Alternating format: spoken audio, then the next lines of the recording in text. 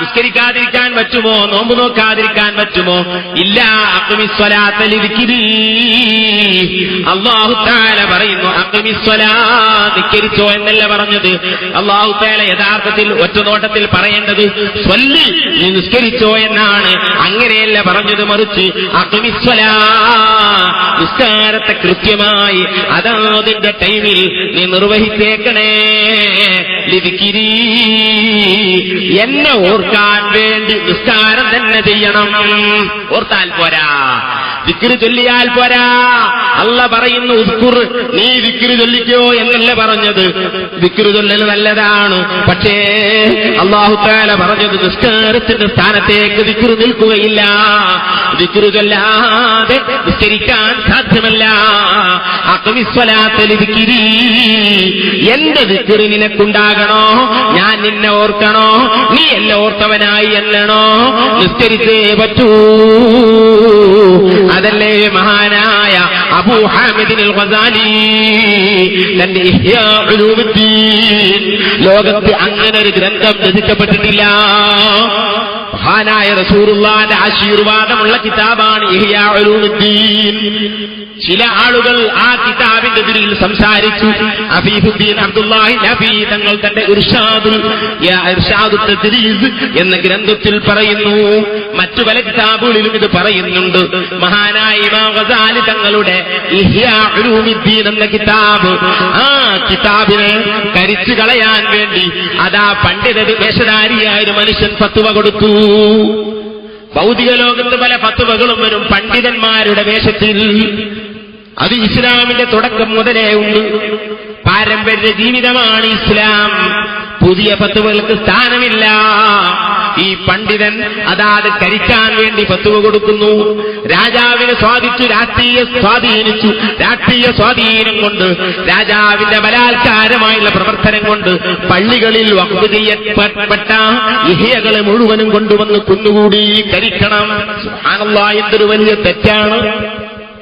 ഒരു കിതാബുണ്ടെങ്കിൽ അതിലേക്ക് കാല് നീട്ടൽ ഹറാമാണ്.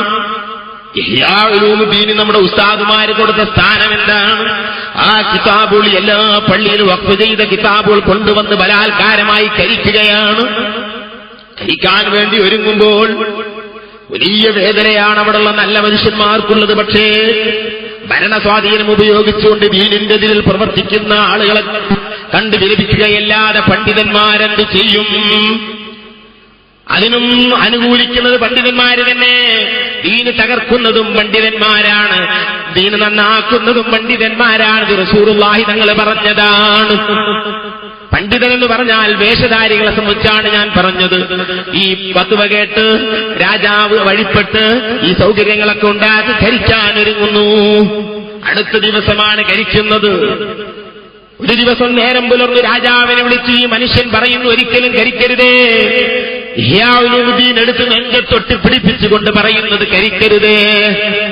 എന്റെ കാരണം ചോദിച്ചപ്പോൾ അയാൾ അദ്ദേഹത്തിന്റെ പുറമതാ ഷർട്ട് പൊക്കി കാണിച്ചു കൊടുക്കുന്നു. നോക്കൂ, പുറത്തതാ 3-4 വലിയ കറുത്ത വരകൾ. എന്തേ സംഭവിച്ചത്? ഞാൻ ഇന്നലെ രാത്രി അല്ലാഹുവിന്റെ റസൂലിനെ സ്വപ്നത്തിൽ കണ്ടു. അല്ലാഹുവിന്റെ റസൂലിന്റെ കൂടെ മഹാനായ അബൂ ഹാമിദ് അൽ ഗസാലി എന്ന ഇഹ്യാ ഉലൂമുദ്ദീന്റെ രചയിതാവുണ്ട്. ഗസാലി ഇമാമിന്റെ കയ്യിൽ ഈ കിതാബുണ്ട്. ഗസാലി ഇമാം പറയുന്നു, നബിയെ തങ്ങളല്ലേ നബിയെ, ഞാൻ ഈ കിതാബ് രചിച്ചു. ഇതിൽ തങ്ങൾ പറയാത്തത് വല്ലതുമുണ്ടോ നബിയെ ഒന്ന് നോക്കുക. റസൂലുള്ള വാങ്ങുന്നു, അതിന്റെ പേജുകൾ ഇങ്ങനെ മറിക്കുന്നു. ഇത് മുഴുവനും എന്റെ ദീനാണ്, ഇത് മുഴുവനും ഞാൻ പറഞ്ഞതാണ് റസൂലുള്ള പറയുന്നു. എങ്കിൽ നബിയെ, ഇദ്ദേഹം ഈ നാട്ടിലൊരു പണ്ഡിതനായി പറയപ്പെടുന്നവനാണ്. ഇവൻ ഇത് കരിക്കാൻ ഫത്വ കൊടുത്തിരിക്കുന്നു, കിതാബുകൾ കുന്നുകൂടിയിരിക്കുന്നു. നബിയെ, റസൂലുള്ളാഹി തങ്ങളോട് ഈ ഗസാലി തങ്ങൾ പറയുന്നു, അതുകൊണ്ട് ഫഖ്തസ്ലി യാ റസൂലല്ലാഹ്, എനിക്ക് ഇവനിൽ നിന്ന് പ്രതികാരം എടുത്തു തരണം നബിയേ. ഒരു വടി കൊടുത്ത് റസൂലുള്ളാഹി പുറത്തടിക്കാൻ പറയുന്നു. പുറത്തടി കൊണ്ട് ഉണർന്നു നോക്കുമ്പോൾ വരകളായി 3-4 വരകൾ അദ്ദേഹത്തിന്റെ പുറത്തുണ്ടായിരുന്നെന്ന് മാത്രമല്ല, മഹാനായ അഫീഫുദ്ദീൻ സയ്യിദി അബ്ദുല്ലാഹിൽ അഫീ തങ്ങൾ പറയുന്നു, അദ്ദേഹത്തിന് മരിച്ചിട്ട് മയ്യത്ത് കുളിപ്പിക്കുമ്പോൾ വരെ ഈ വരകൾ പുറത്തുണ്ടായിരുന്നു.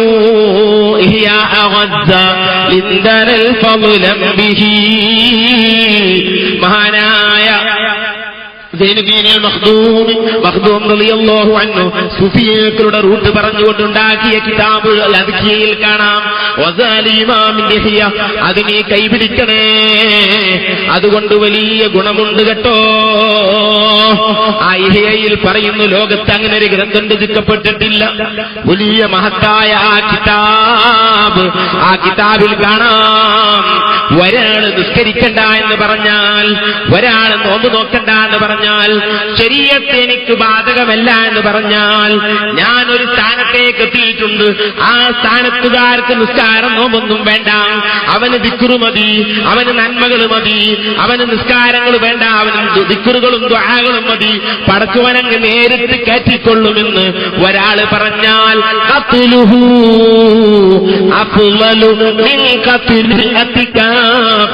മഹാനായ അബൂ ഹാമിദ് അൽ ഗസാലി റളിയല്ലാഹു അൻഹു പറയുന്നു, അവനെ ഇസ്ലാം ഭരണകൂടമാണെങ്കിൽ അവനെ കൊന്നുകളയൽ അഫ്ളലു കൂലിയുള്ള കാര്യമാണ് മിൻ ഖത്ലി മിഅത്തി കാഫിർ.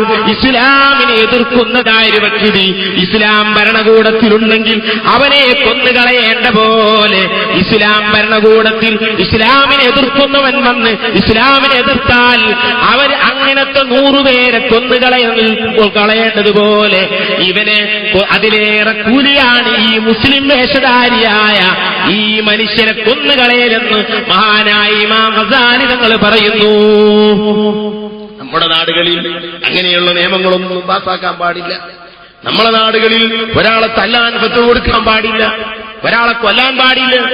ഇവിടെ ഏതൊരാൾക്കും തന്റെ ആശയം പറയാനും പ്രചരിപ്പിക്കാനുമുള്ള എല്ലാ സ്വാതന്ത്ര്യങ്ങളുമുണ്ട്. ഗവൺമെന്റിന്റെ നിയമങ്ങൾക്ക് വഴിപ്പെട്ട് എന്തും ചെയ്യാവുന്നതാണ്. ഇവിടെ അടിക്കാനും പിടിക്കാനും തല്ലാനും കൊല്ലാനും സ്ഥാപനങ്ങൾ തകർക്കാനും പള്ളികൾ തകർക്കാനും വഹാബിയുടെയോ സുന്നിയുടെയോ മുസ്ലിം സഹോദരന്മാരുടെ ദേവാലയങ്ങളോ മറ്റോ തൊടാനും ബിംബങ്ങളെ തൊടാനും അവരുടെ ഗ്രന്ഥങ്ങളെ നശിപ്പിക്കാനും പത്രങ്ങളെ നശിപ്പിക്കാനും ഒന്നും പാടില്ല. കൊടികളോ ബാനറുകളോ അല്ലെങ്കിൽ ബോർഡുകളോ ഒന്നും തൊടാനോ നോട്ടീസ് കീറാനോ പാടില്ല. കടുത്ത ഹറാമാണ്, കുറ്റമാണ്. അത് ഫത്ഹുൽ മുഈനിൽ പറഞ്ഞിട്ടുണ്ട്. ഒരാൾ നിസ്കാരം ഒഴിവാക്കി അയാളെ കൊന്നുകളയണം. ഇതാണ് ഇസ്ലാമിന്റെ നിയമം. പക്ഷേ ഫത്ഹുൽ മുഈനിൽ കാണാം, ഒരാളെങ്ങാനും കൊന്നുകളഞ്ഞാൽ അവൻ കുറ്റക്കാരനാകും. എന്തേ? കൊന്നവൻ കുറ്റക്കാരനാകും. നിസ്കരിക്കുന്നവനെ നിസ്കാരം ഒഴിവാക്കൽ ജായിസാണെന്ന് പറഞ്ഞവനെ കൊന്നുകളയണം. നിസ്കരിക്കാത്തവന്റെ ടൈം തെറ്റിയാൽ കൊന്നുകളയണം എന്ന് പറഞ്ഞ മസല അനുസരിച്ച് ചെയ്യാൻ ഈ രാഷ്ട്രത്തിന് പാടില്ല. അവൻ കുറ്റക്കാരനാകും. ഭരണാധികാരി ചെയ്യേണ്ട കേസാണത്. മുസ്ലിം ഭരണകൂടം ചെയ്യേണ്ട കേസാണത്. ഇവിടെ യുദ്ധം ചെയ്യാൻ പാടില്ല. ഇവിടെ ആളെ കൂട്ടി ബോംബുകളും മാരകായുധങ്ങളും ഉണ്ടാക്കാൻ പാടില്ല. ഇവിടെ യുദ്ധത്തിന് നേതൃത്വം കൊടുക്കാൻ പാടില്ല. ഇവിടെ സംഘടനകൾ ഉണ്ടാക്കാൻ പാടില്ല. അവനവന്റെ അവകാശങ്ങൾ നേടിയെടുക്കാൻ വേണ്ടി നമുക്ക് ഗവൺമെന്റിനോട് ഈ നാട്ടിൽ ചെയ്യപ്പെടുന്ന അനുവദിക്കപ്പെട്ടതായിരിക്കുന്ന പ്രകടനങ്ങളോ അല്ലെങ്കിൽ അതുപോലുള്ള കാര്യങ്ങളൊക്കെ ചെയ്യാം. മറ്റൊരു